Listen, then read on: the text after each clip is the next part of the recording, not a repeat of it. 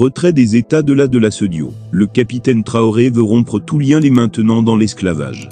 Le président de la transition du Burkina Faso, le capitaine Ibrahim Traoré, a affirmé lors d'une interview accordée au journaliste Alain Foka que la décision de quitter la Sodio est irrévocable et envisage même davantage. Cela fait suite à l'envoi de lettres de retrait à la commission de la Sodio. Il a exprimé leur volonté de se retirer de l'organisation sans envisager de négociation. Il a souligné, il ne faut pas commettre certaines erreurs, leur itinéraire est un chemin de non-retour, insistant sur le caractère définitif de la rupture des liens. Il a également mentionné que la prochaine étape pourrait concerner la monnaie, le franc CFA. En conclusion, le capitaine Traoré a affirmé que tout lien nous maintenant dans l'esclavage doit être rompu.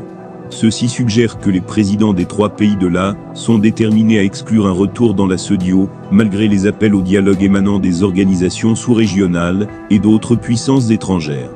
Kobadani, retour sur les traces d'un drame de l'orpaillage. C'est le choc et la colère à Kobadani après l'effondrement d'une mine dans la localité de Kangaba dans l'ouest du pays.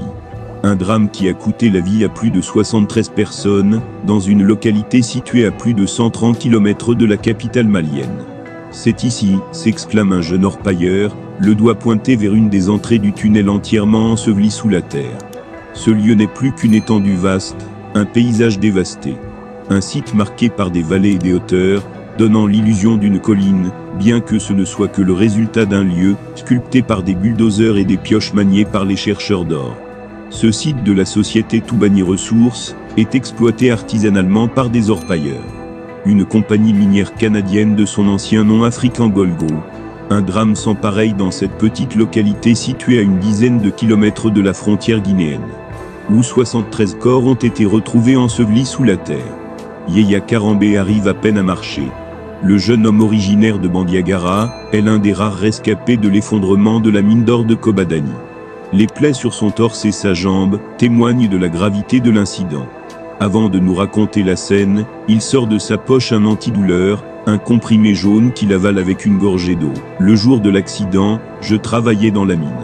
Et soudain il y a eu un grand bruit, on sentait du sable qui tombait sur nos têtes, je ne sais pas comment j'ai pu m'en sortir, même si je suis blessé. Un mode de travail risqué.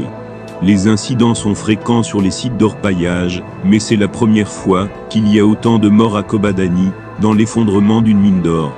Les lieux sont exploités de manière anarchique sans un respect scrupuleux des règles de sécurité. J'étais là le jour de l'accident, nous avons dû utiliser des bulldozers pour quelques personnes, raconte Souleymane Sangaré, un orpailleur. Il alerte sur leur mode de travail. Vous voyez ces galeries, les orpailleurs y pénètrent à la recherche de l'or, et il arrive que la mine s'effondre. Et tant que quelqu'un ne les aide pas, ils ne peuvent pas s'en sortir. C'est ainsi que de nombreuses personnes perdent la vie à la recherche de l'or. Le ministre des Mines et son homologue de l'Environnement se sont rendus sur les lieux du drame pour présenter les condoléances du gouvernement. Ils ont appelé au respect des mesures sécuritaires sans pour autant proposer des mesures concrètes pour éviter ces genres d'éboulements meurtriers. Nous ne voulons plus de Toubani Ressources ici. Dans cette zone de l'ouest du Mali, l'orpaillage a pris le dessus sur l'agriculture.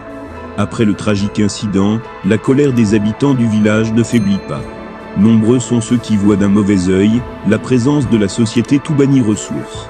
Mécontents de voir l'exploitation du site exclusivement réservée aux conditions de la compagnie minière. Le problème c'est que l'État a donné le permis à une société qui ne respecte pas les lieux, fustige Diakaridia Camara, maire de la commune. L'élu local range bien son écharpe tricolore avant d'expliquer. Cela fait 10 ans que ça dure. La compagnie Toubani Ressources gère le site comme une mine artisanale. Cela n'est pas normal. Nous ne voulons plus de Toubani Ressources ici. À Kangaba, l'orpaillage traditionnel a une place importante dans l'économie.